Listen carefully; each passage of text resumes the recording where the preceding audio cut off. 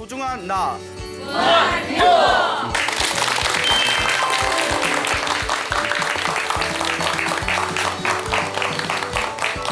예, 만나서 반갑습니다.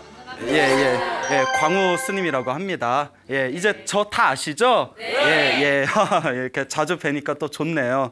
예, 며칠 전에 부산에서 살고 계시는 어느 불자 거사님께 전화가 왔습니다.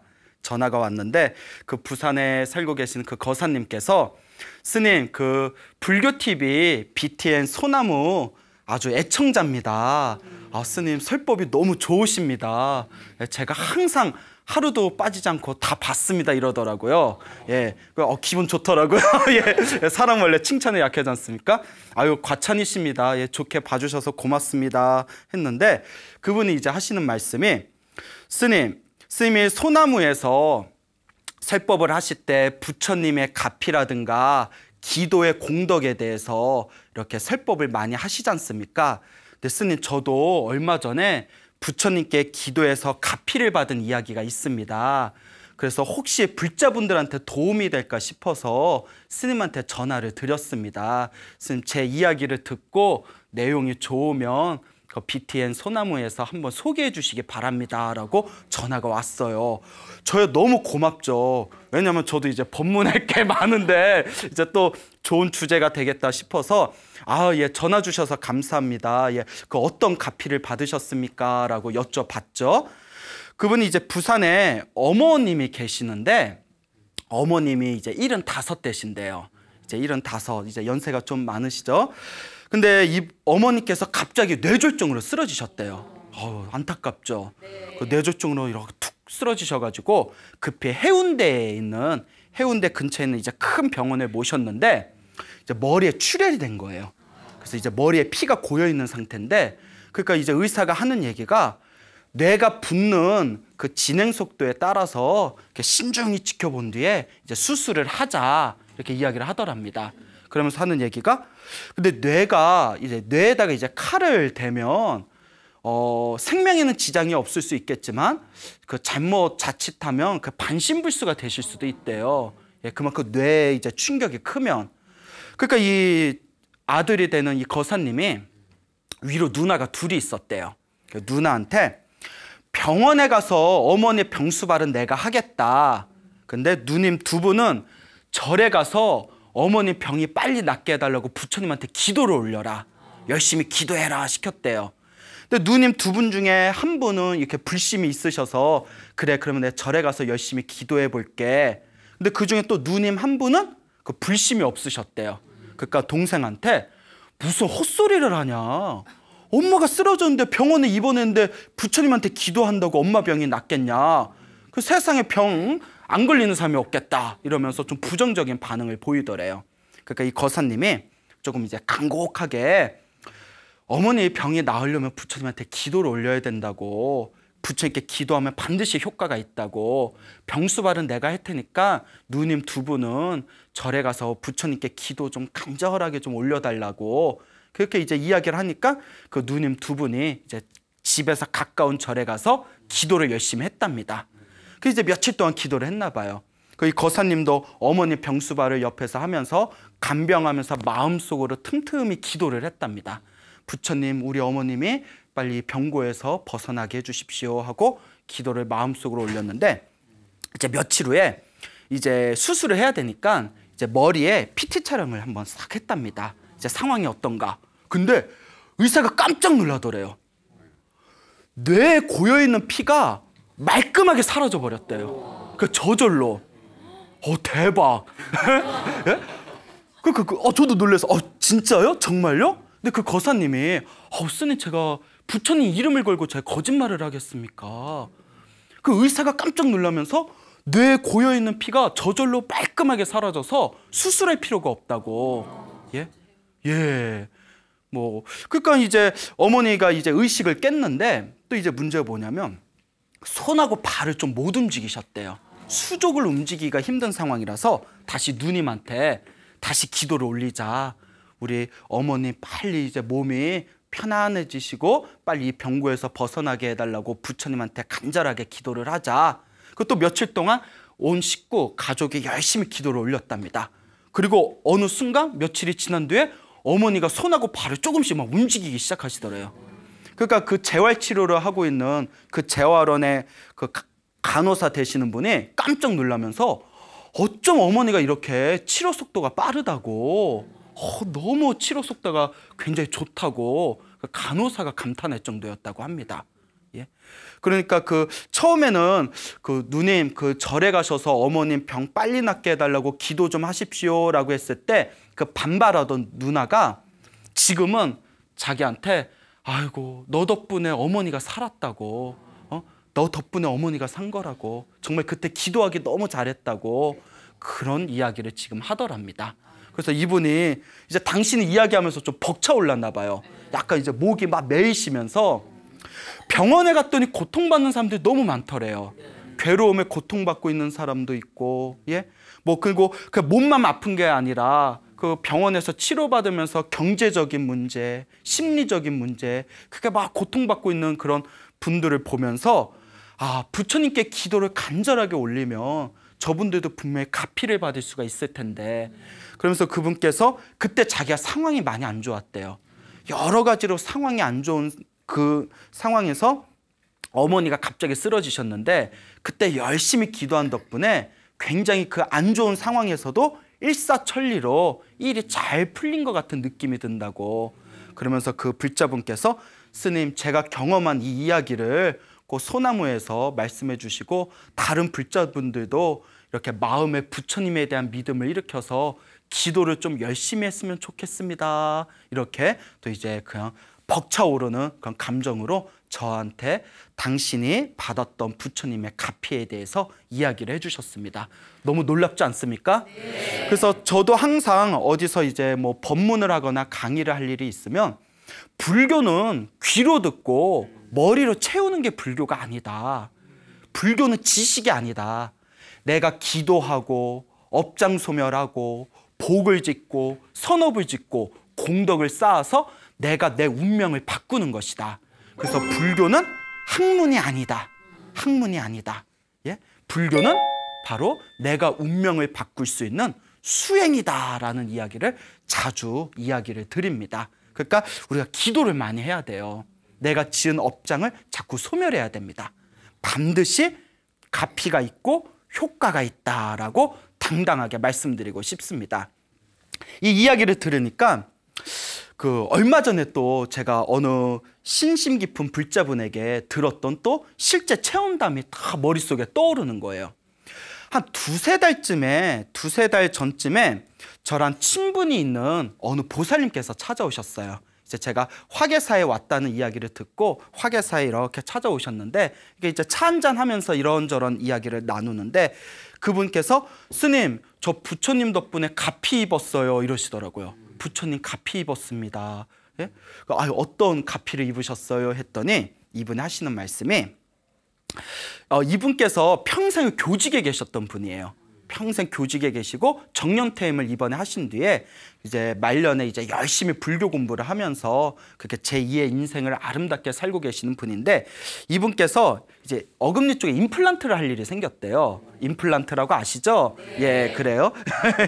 예. 자, 그래서 이제 병원에 치과에 갔더니 치과 의사가 좀 난감한 표정을 지으면서 어금니 쪽에 잇몸뼈가 다 삭아버렸대요. 연골이. 잇몸뼈가 다 삭아서 그 뼈를 발라가지고 뼈가 굳으면 그 위에다 임플란트 작업을 새로 해야 된답니다. 예, 그런 방법이 있대요. 알고 계시나요? 알고 계시는구나. 저는 아직 임플란트 할 때가 아니라서 그런지 그런 방법이 있대요. 뼈를 발라서 시멘트처럼 발라서 단단해지면 위에다가 이제 임플란트를 새로 작업을 해야 된다. 근데 그게 좀 돈도 많이 들고 시간도 더 오래 걸린대요. 그러다가 이분께서 그 순천에 송광사라는 절이 있어요. 가보셨나요? 가보셨어요? 아니요. 그 어디 가봤어요? 예? 송광사도 아직 안 가보셨어요? 가보셨어요? 예, 절 좋죠. 그 여러분 국사책에 보면 보조국사 진울이라고 계시잖아요. 진울 스님. 예, 보조국사 진울 스님이 그 정예결사 하신 데가 그 송광사지 않습니까? 맞나? 예, 예, 아마 맞을 거예요. 예, 예. 자, 그 순천 송광사라고 그 아주 그 큰 절이 있습니다. 그 순천 송광사에서 이제 그분이 그 수련회를 한 뒤에 템플스테이 수련회를 한 뒤에 그 1년에 몇 번씩 가시면서 이렇게 자원봉사를 좀 하신대요. 너무 송광사가 좋아서. 근데 하루는 순천 송광사에서 이제 전화가 왔는데, 보살님 저희 송광사에 요 며칠 동안 큰 행사가 겹쳤는데 일손이 모자릅니다. 혹시 시간이 되시면 오셔서 자원봉사 좀 해주실 수 있겠습니까? 전화가 왔답니다. 보살님이 살짝 이렇게 고민에 빠졌대요. 왜냐하면 임플란트 이제 치료를 할 때인데 그 병원에 계속 왔다 갔다 해야 되는데 그 송광사에서 자원봉사를 한 보름 정도 부탁했대요. 보름 동안. 그래서 보름 동안 또 이제 치료가 늦어지니까 어떻게 할까 고민을 하다가 이제 자기가 너무 이제 봉사하는 것도 좋아하고 또 송광사, 자기가 좋아하는 송광사 스님이 송광사에 계시는 스님들을 위해서 복 짓는다 생각하고 보름 동안 송광사 자원봉사를 갔답니다. 그래서 자원봉사를 갔는데 이제 당신이 맡은 게 이제 설거지였대요. 그 설거지가 뭐 행사가 많아서 그런지 설거지가 엄청 많았답니다. 여러분 설거지 할 때마다 무슨 생각하세요? 예, 막 귀찮고 그렇죠. 예, 그분께서 이제 설거지를 하면서 그릇을 닦는 게 아니라 내 마음을 닦는다 생각하고 설거지를 하셨대요. 알겠죠? 내 마음을 닦는다 생각하고 그렇게 말같이 쉬운 게 아니죠. 하다 보면. 예. 그래서 이제 설거지하면서 마음을 닦는다 생각하고 새벽 예불에 나가면 새벽에 우리가 3시에 예불을 올리지 않습니까? 막 범종 소리가 땡땡 울리고 또 그 청량한 목소리를 가진 그 스님이 다 새벽 종성을 하는 소리를 들으면서 뭐 황홀한 느낌이 들 정도로 어떤 황홀한 명상 상태에 들어가는 느낌이 들 정도로 마음에 막 기쁨과 즐거움이 막 솟구쳤답니다. 여러분 새벽 3시에 깨워서 새벽 예불 가봐요. 예? 짜증이 이빠이. 예? 예? 아이고 내 새벽 예불. 예? 새벽 3시에 일어나서 새벽 예불 나가실 수 있겠어요? 예, 또 아니라 그러시네. 예.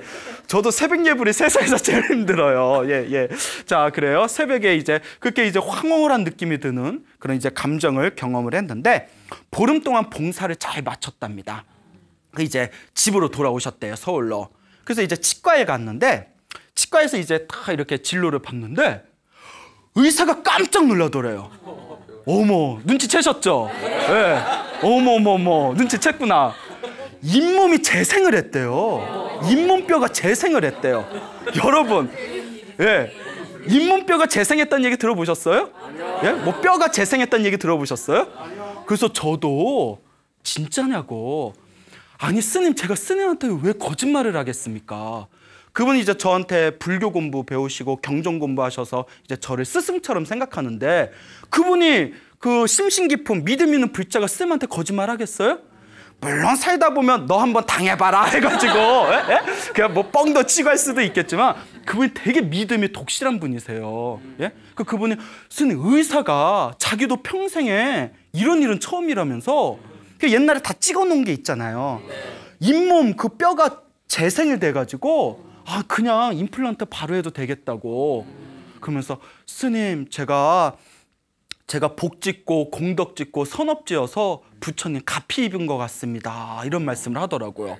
그래서 저도 너무나 신기해가지고 예, 이제 그런 마음으로 계속 열심히 이제 부처님께 기도하고 부처님께 복 지으면서 살아가십시오라고 이제 덕담을 해드렸죠. 예, 여러분들도 기도하시고 여러분들도 복을 지으시면 반드시 이와 같은 큰 공덕을 얻을 수가 있습니다. 알겠습니까? 네. 예, 분명히 됩니다. 우리 불교에서는 몸에 병이 많은 분들이, 몸에 큰 병을 가지고 계신 분들이 그 병원에 열심히 다니다가 의사도 포기한 상태에 이르게 되었을 때 모든 걸 다 내려놓고 열심히 기도해가지고 몸의 질병이 사라진 그런 영험담이 굉장히 많습니다. 몇 년 전에 입적하신 범행이라는 법명을 가지신 어른 스님이 계셨어요. 범행 스님. 몇 년 전에 이제 세상을 떠나셨는데 이분께서도 원래 전혀 불교에 관심이 없다가 몸에 아주 큰 병에 걸린 것을 부처님께 기도해서 병이 싹 사라진 뒤에 머리를 깎고 출가하신, 부처님의 은혜를 갚겠다라는 마음으로 출가하신 그런 어른 스님이 계십니다. 이분이 이제 일제시대 때 이분 집안이 화학공장을 했대요. 특히 비누를 만드는 화학공장을 했는데 굉장히 부자였답니다. 엄청난 부자였는데 근데 아무래도 화학공장이다 보고 뭐 유독가스 같은 걸 많이 마셔서 그런지 돈이 많으면 뭐예요? 집안 식구 중에 5명이 다 폐병으로 돌아가셨대요. 젊은 나이에 5명이 다 폐병으로. 오늘같이 안전장치가 없었겠죠, 옛날에는. 그러니까 그러다가 우리나라가 이제 1945년에 이제 일제에서 해방이 된 뒤에 40년대 당신이 27살이 되었을 때 당신도 폐병에 걸렸대요. 27살 젊은 나이에. 그 집안에 돈이 많으니까 일본의 유명한 의사를 만났는데도 도저히 손을 쓸 수 없는 상태까지 이르렀대요. 예, 폐병. 그 요새는 또 굉장히 의학이 발달해서 웬만한 폐병 다 고쳐내지만 옛날에 폐병은 죽을 병이었다면서요. 예, 그렇죠. 그러니까 이 폐병에 걸리셨으면 옛날엔 죽을 병이었다고 합니다. 그러니까 어차피 병원에서도 포기했는데 그 산골 깊숙이 들어가서 공기 좋은 곳에서 그냥 휴식이나 취하자, 예, 마음이나 다스리자 해가지고 저 대둔산이라고 가보셨습니까? 네. 그 대둔산 태고사라는 절이 있어요. 충남 금산에 대둔산 태고사라는 아주 명터가 있습니다. 태고사 가보셨어요? 대둔산 지나가는 길에 좀 가보시지. 예, 예. 아주 절이 좋아요. 그 원효 스님이 그 태고사, 원효 스님 아시죠? 네. 원효 스님이 그 태고사 절자리를 발견하고 3일 동안 춤을 추셨대요. 너무나 그 절터가 좋아서 그런 전설이 있어요. 예. 근데 이제 대둔산 태고사에 이제 좀 휴식을 취하려고 들어갔는데 그 태고사에 스님들이 한 7, 8분 정도가 계셨대요. 그래서 이제 당신이 방 하나 얻어가지고 거기서 계속 이렇게 철학책을 읽으셨답니다.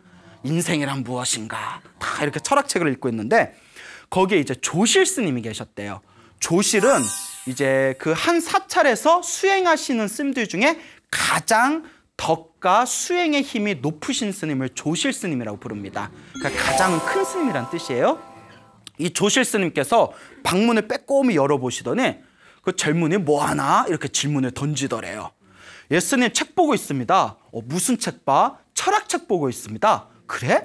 철학이 뭔가? 그러면서 이렇게 서로 토론을 했대요. 예? 주거니 받거니 토론을 했는데 이 조실 스님이 보통 분이 아닌 거예요.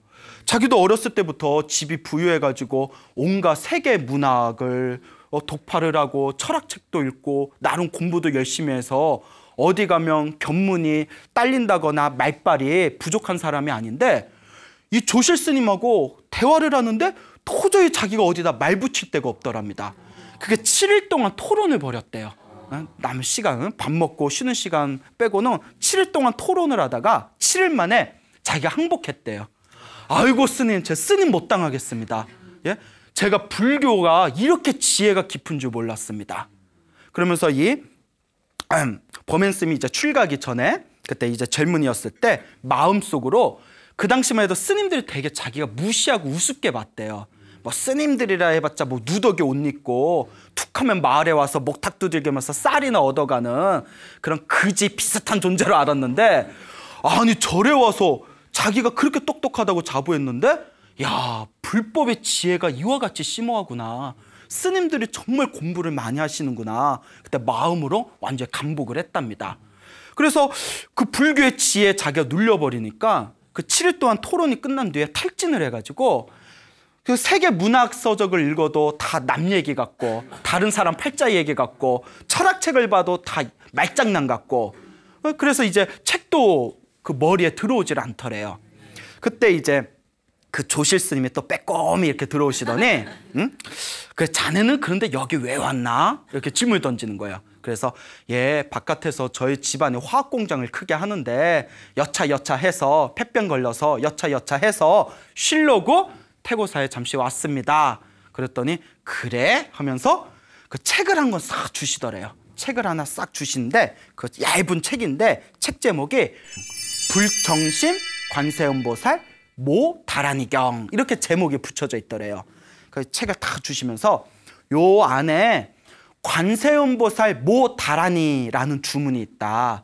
관세음보살 모 다라니. 예? 관세음보살 뭐? 다라니? 뭐 이런 건가요? 예, 죄송합니다. 오버한 것 같아요 제가. 예? 자, 이 안에 그 짧은 주문이 있는데 이걸 열심히 읽어라. 그래서 열심히 읽어서 꿈에서도 외울 정도가 되면, 이 주문과 하나가 돼서 꿈에서도 외울 정도가 되면 너 병도 다 낫고 그리고 원하는 소원을 다 성취하게 될 것이다. 그 책 하나를 주더래요.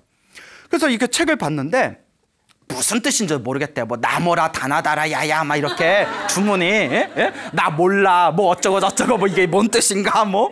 그 주문이 원래 뜻을 알 수가 없잖아요. 그래서 이제 딱 보고 옛날 같으면 안 했을 텐데 7일 동안 토론을 하면서 그 스님에 대한, 조실 스님에 대한 존경심이 너무 커져서 그래 저 스님이 설마 나 안 좋은 일 시키겠냐, 한번 믿고 해보자. 그걸 열심히 외웠답니다. 그 관세음보살 모 다란이가 그 우리 천수경이란 경전이 있어요. 다 아시죠? 예, 다 읽어보셨죠? 예, 또 표정 봐라. 항상 좀 읽어보세요. 예. 천수경 안에 신묘장구 다란이라고 있어요. 천수경 안에 있는 신묘장구 다란이라는 주문을 줄여놓은 거예요. 한 3분의 1 정도로 줄여놓은 게 바로 관세음보살 모 다란입니다. 신묘장구 다란이의 핵심만 뽑아놓은 게 관세음보살 다란인데, 관세음보살님의 어떤 가피, 그 힘이 담겨져 있는 주문이라고 합니다. 그 길지 않아요. 짧아요. 짧은데 그걸 열심히 외웠답니다. 열심히 외우고 또 외웠대요. 그러니까 아침에 일어나면 외우고, 또 밥 먹고 외우고, 또 이제 왔다 갔다 걸어다니면서 외우고, 또 누워서 외우고, 나중에는 계속 외우다 나중에 잠도 안 자고 계속 외웠대요. 그러다 보니까 주문이 저절로 돌아가더래요. 여러분 그 무슨 음악을 계속 듣다 보면 음악이 저절로 돌아가는 거 경험한 적 있죠? 네. 예, 이번에 계속 주문을 외우다 보니까 주문이 저절로 계속 이렇게 돌아가더랍니다. 주문이 계속 돌아가고 나중에는 나뭇가지에 스치는 바람 소리도 주문으로 들리더래요. 완전히 이제 주문과 하나가 된 거예요. 예? 관세음보살 모 다란이와 하나가 된 거예요. 계속 외우다가 그렇게 한 달이 지났대요. 오로지 다란이의 일심이 돼가지고 일념이 돼서 한 달이 지났을 때 그 어슴프레 꿈을 꿨답니다. 꿈을 꿨는데 꿈에 자기 폐병 주치의였던 일본 의사가 딱 나타나더래요. 일본 의사가 딱 나타나더니 주치의였던, 그러니까 한번 봅시다. 이선생, 성이 이씨였나 봐요. 이선생 한번 봅시다 하고 이렇게 보더니 아이고 잘됐다. 다 나왔다 이러더래요. 다 나왔다. 그래서 다나카가 생겼나? 예? 예? 너무 무리인가요? 예? 다 나왔다 이러더니 자기도 너무나 기뻐서 아이고 벌떡 일어났는데 정신을 딱 눈을 떠보니까 법당 아니더래요. 자기가. 예? 법당에서 주문해오다 깜빡 좋은 거예요. 꿈에서 딱 깼을 때, 눈을 번쩍 떴을 때 그냥 온몸이 시원하고 몸에서 힘이 펄펄 나더랍니다. 손끝에서 발끝까지 그냥 온몸에서 힘이 펄펄 나면서 가슴이 시원하더래요. 그때 순간 머리를 싹 스치는 생각에 나았구나. 몸의 병이 나았구나. 그 자기도 모르게 막 눈물이 터지면서 법당 앞에 있는 부처님께 하염없이 절을 올렸대요. 감사합니다. 그날 병이 완전히 나으셨대요. 그 폐병이. 그리고 내가 부처님 아니었으면 내가 죽었을 텐데 부처님의 가피 덕분으로 내가 제2의 인생을 살게 되었으니 내 부처님 은혜를 갚으면서 살아야겠다. 그리고 출가를 하셨답니다. 머리 깎고 출가를 하셔서 그 뒤에도 수행 생활을 열심히 하셔서 그렇게 이제 몇 년 전에 이제 세상을 떠나셨습니다. 대단하지 않습니까? 이게 불보살의 가피입니다, 여러분. 예? 실제로 우리 불교에서는 몸에 굉장히 큰 병이 걸렸을 때 부처님께 열심히 기도를 해가지고 자신의 이제 병고에서 벗어나거나 혹은 단명할 팔자였는데 자신의 명이 바뀌는 그런 경우가 많습니다. 제가 굉장히 이제 존경하는 어른 스님이 계세요. 제가 출가하고 나서 제가 가장 제 출가 생활의 탁월한 선택 중에 하나라고 생각되는 게 순천 송광사, 아까 송광사 말씀드렸죠? 송광사에 유런이라고 있어요. 유런. 계율 공부하는 유런이라고 있어요. 계율을 공부하는 곳이에요. 예, 계율을. 율장이라고 해서 계율을 공부하는 곳인데 그 유런의 가장 어른 스님을 율주라고 해요. 율주. 예, 유런의 주인이다 해서 율주 스님이라고 하는데 율주 스님이 위자는 지자, 아래자는 현자 스님이세요. 지연 스님이라고 아주 성품이 인자하시고 수행을 열심히 하시고 또 부처님의 가르침을 세상에 널리 펴야 된다는 포교와 전법에 큰 원력을 가지신 스님이십니다. 제가 옆에서 이렇게 모셔봤는데 정말 존경스러운 스님이세요. 그분이 저기 부산 아시죠? 예? 네. 부산 가보셨어요? 예. 부산에 저 관음사라는 절에 이제 주지로 계세요. 예. 송광사 유련에 율주시면서 부산 관음사에 계시는데 율주 지연 스님께서 예전에 이런 법문을 해주신 적이 있으세요. 지금도 몸이 굉장히 호리호리하고 아주 여리여리하시거든요. 근데 그분이 어렸을 때 집안에서 이렇게 사주 같은 걸 보고 오래 못 산다는 얘기를 들었대요. 예? 오래 못 산다. 20도 못 넘길 거다. 그 단명할 팔자다라는 이야기를 많이 들었답니다. 근데 당신이 그게 일찍 어린 나이 이제 절에 출가를 해서 지금까지 수행 생활을 했는데 당신 하시는 말씀이 정말 내 삶의 흔적을 보면 출가를 안 했으면 분명히 내가 단명했을 거다. 근데 내가 지금 몸이 아주 건강하지는 않지만 이 정도로라도 내가 몸을 유지하면서 이렇게 활동할 수 있었던 것은 오롯하게 부처님의 은혜다. 이런 말씀을 하신 적이 있으셨습니다. 그러면서 그 스님께서도 항상 중요하게 여기시는 게 불자분들 또 스님들한테 복을 많이 지어라. 선업을 많이 지어라. 공덕을 많이 지어라 라는 법문을 굉장히 자주 하십니다. 그러면서 당신께서도 하시는 말씀이 나는 타고난 복이 없다. 타고날 때 복 없이 타고나셨대요. 당신 말씀은. 그런데 이번 생에 지은 복으로 그 복으로 이번 생을 살아가고 있다. 근데 지금 굉장히 아주 여법하게 큰 활동을 하시면서 살고 계시거든요. 그런 것을 이제 바라보면서 한 사람의 후학으로서 잔잔한 감동을 느낀 적이 있습니다. 그와 같습니다, 여러분. 운명은 바꿀 수 있다, 없다? 바꿀 수 있다. 기도하시고 복을 지으시고 선업을 지으시고 공덕을 짓는 삶에 반드시 운명을 바꿀 수 있는 강력한 에너지를 일으키게 됩니다. 이런 이야기를 들으면 혹자는 이런 질문을 할 수가 있어요. 스님, 그러면 병에 걸리면 병원에 가지 말고 그냥 기도만 하면 되겠습니다? 왜 또 그렇게 해석할까? 그래서 저는 그런 분들에게 항상 이와 같이 이야기합니다. 예? 진로는 누가에게? 의사에게. 약은 누구에게? 약사에게. 뭔 얘기인지 아시겠죠? 병에 걸렸으면 의사에게 진료받고 약을 타면 누구한테 타야 돼요? 약사에게 타야죠. 예? 스님, 소나무에서 스님 설법 잘 들었습니다. 기도만 하면 병이 다 낫는다는 얘기 저는 100% 믿습니다. 그래서 그런데 스님 저 약 좀 줘주세요 이러면 예? 자, 중요한 게 있습니다. 불교는 부처님의 경전을 보면 부처님은 굉장히 합리적인 분이셨어요. 부처님께서 병에 대해서 다음과 같이 말씀하셨습니다.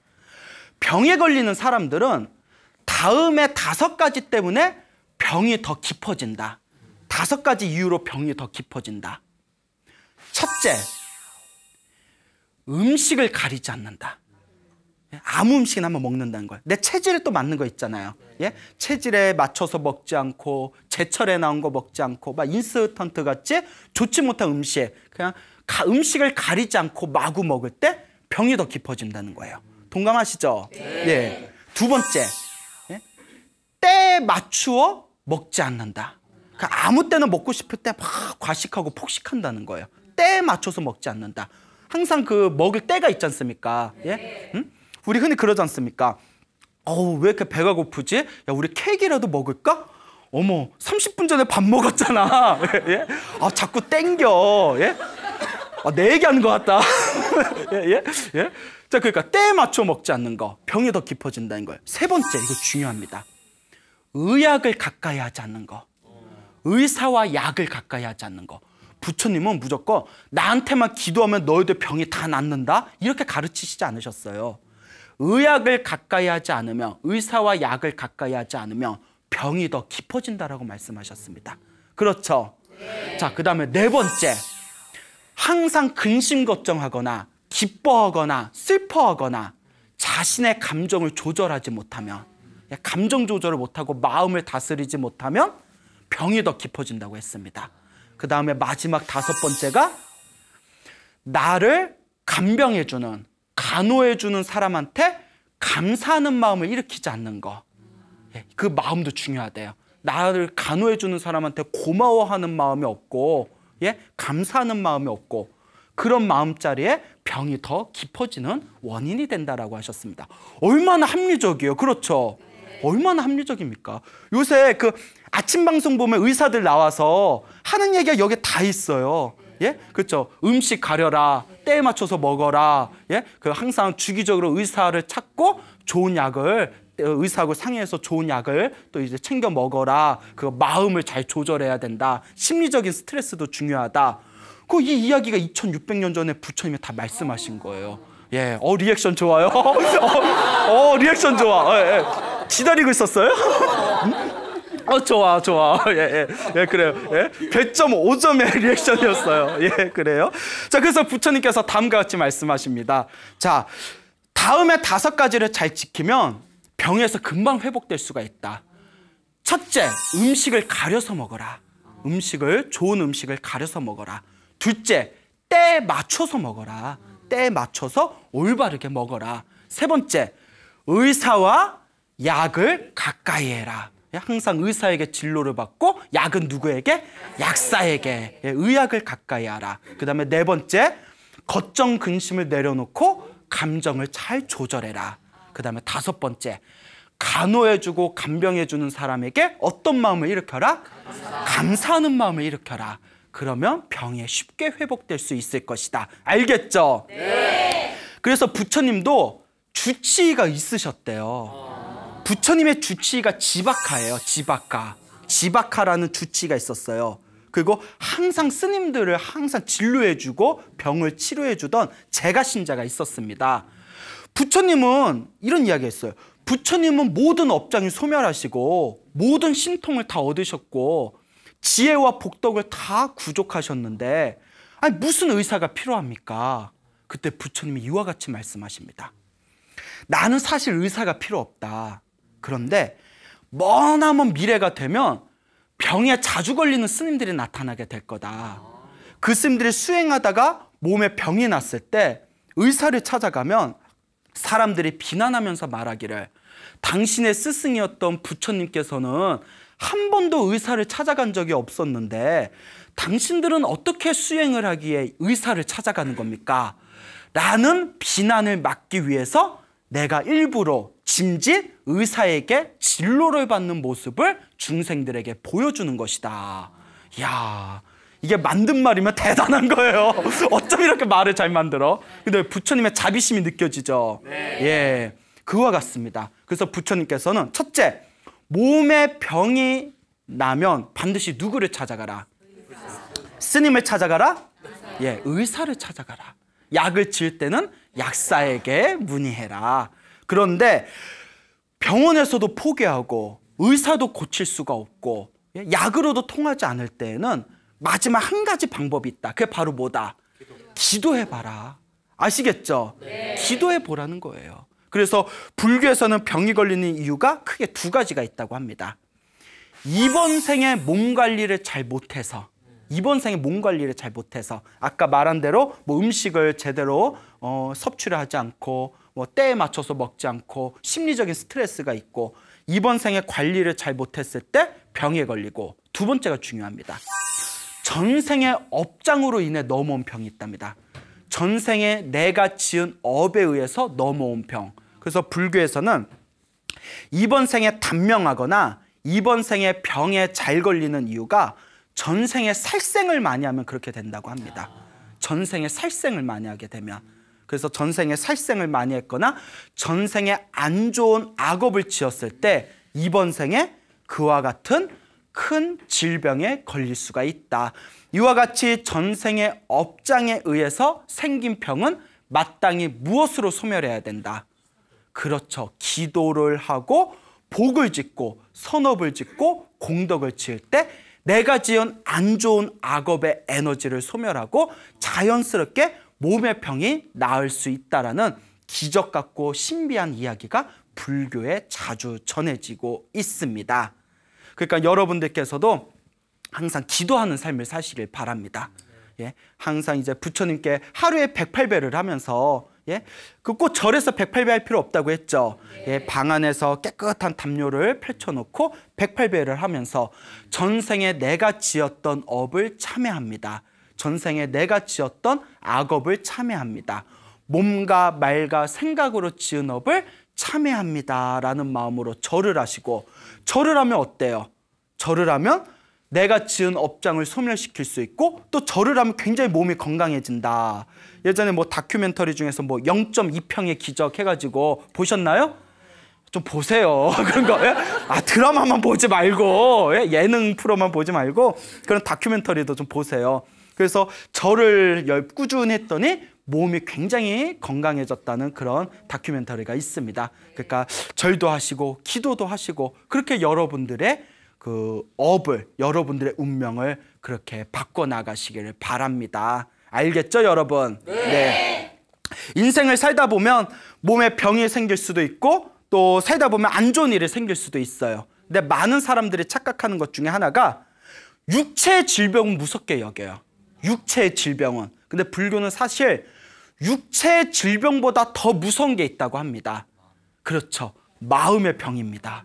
똑똑하세요. 예, 예, 정답입니다. 예, 마음의 병. 예, 육체의 질병은 이번 생에 끝나지만 마음의 병은 다음 생에 태어나고 또 다른 생에 태어나고 죽을 때마다 항상 짊어지고 가는 게 바로 이 어리석음의 병이에요.